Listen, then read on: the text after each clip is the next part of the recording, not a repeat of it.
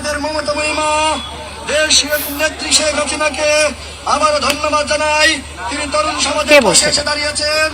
এ আমাদের রাশেদ সাহেবের কথা বললাম। আমি তো এটা প্রকাশ্যে বলেছি, আমি তো গুপ্তগিরি করে বলি না। বক্তব্য ক্ষমা চাইছেন, শেষ করি প্লিজ। এই বক্তব্য ক্ষমা চাইছেন। আরে আপনি আমার ক্ষমা চাইতে বলেন, আমি শেষ করি। আপনি তো বলেন আপনি আগে ছাত্রলীগ করতেন, তাহলে আপনি বলেন সেটা। আপনি আমাকে এলাও করছেন, আপনি ব্যাখ্যা দেন সেটা। ব্যাখ্যা দিচ্ছি তো। আপনি সেটা ব্যাখ্যা দেন, চুপ করে বসেন, শুনুন। আপনি সেটা ব্যাখ্যা দেন। এই নুরুল হক নুরু ওনাদের সাবেক যিনি, আপনি না বলে তো যেতে পারবেন না। আমি তো বলতে হবে, আমি তো আপনাকে দেখাচ্ছি, আপনি বলেন এটা কখনো। তাহলে আমি বলি, আপনি বলেন সেটা। আমি এই মমতাময়ী মা যে আপনি বলেন শেখ হাসিনাকে কেন জানা বলেন সেটা ব্যাখ্যা দেন।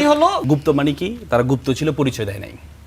আপনি আজকে এই রাসূল সাহেব একটা উনি উল্লেখ করলেন কি সাদিক কায়েমের ছবি পাওয়া গিয়েছে, ছবি পাওয়া গেছে, একটা মিছিলের ছবি পাওয়া গেছে। সাদিক কায়েমের সেশন কত? 16-17 সেশন। ঢাকা বিশ্ববিদ্যালয়ে রাসূল সাহেব নিজেও ঢাকা বিশ্ববিদ্যালয়ের ছাত্র ছিলেন।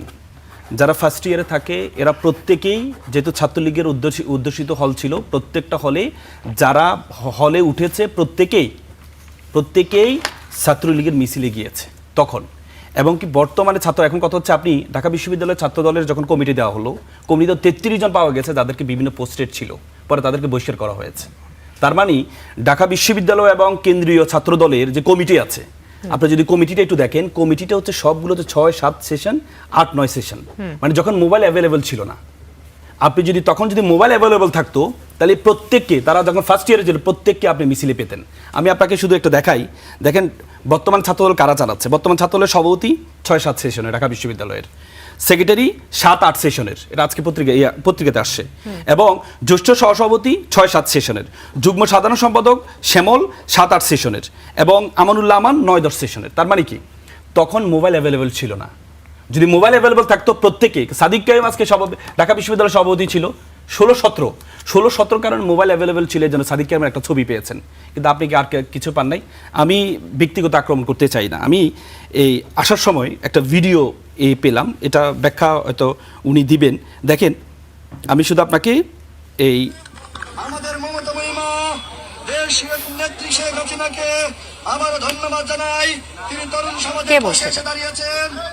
আমাদের রাশেদ সাহেবের কথা বললাম।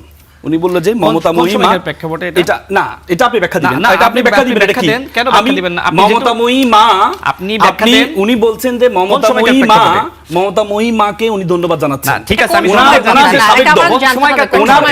এটা উনি ব্যাখ্যা দিবেন। উনি কোন সময় বলবেন না কেন? আপনি বলুন,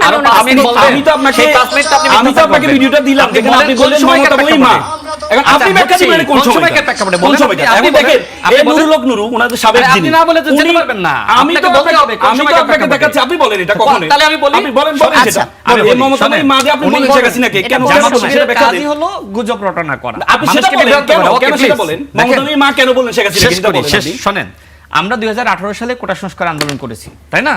তো কোটা সংস্কার আন্দোলন যে সময় করি, ওটা তো কোনো সরকার বিরোধী আন্দোলন ছিল না। দেখেন, সেই সময়কার প্রেক্ষাপটে ওটা একটা সামাজিক আন্দোলন ছিল।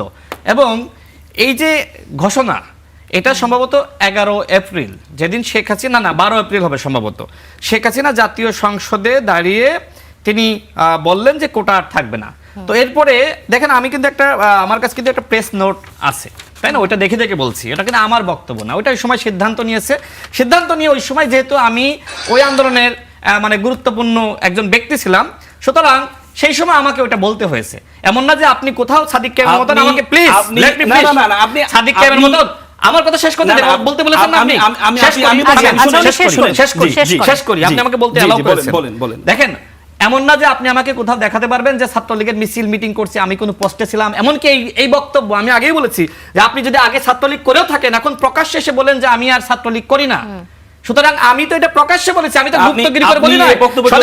শেষ করি প্লিজ, আরে আপনি আমার ক্ষমা চাইতে বলেন, শেষ করি। আপনি তো বলেন আপনি আগে ছাত্রলীগ করতেন, তাহলে আপনি বলেন সেটা। আপনি আমাকে এলাও করছেন, আপনি ব্যাখ্যা দেন সেটা। ব্যাখ্যা দিচ্ছি তো। আপনি সেটা ব্যাখ্যা দেন, চুপ করে বসেন, শুনুন, ব্যাখ্যা দেন।